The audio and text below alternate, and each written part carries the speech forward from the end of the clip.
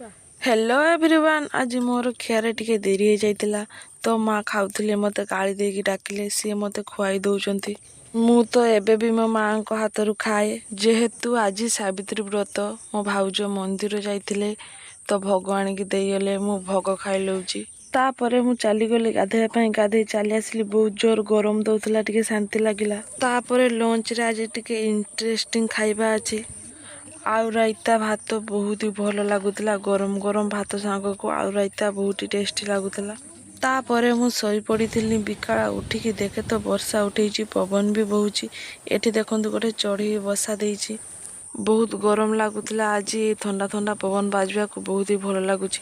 तापरे संध्यारे बाबा बजार सिंगड़ा ले आसिले मु खाई दउची। सिंगड़ा बहुत टेस्टी थिला। पखाल सहित सिंगड़ा खाई दउची सेतिकिरे हेलानी। तापरे चेनाचूर रायता करी मु खाई लेली। तापरे लाइन भी पळेला।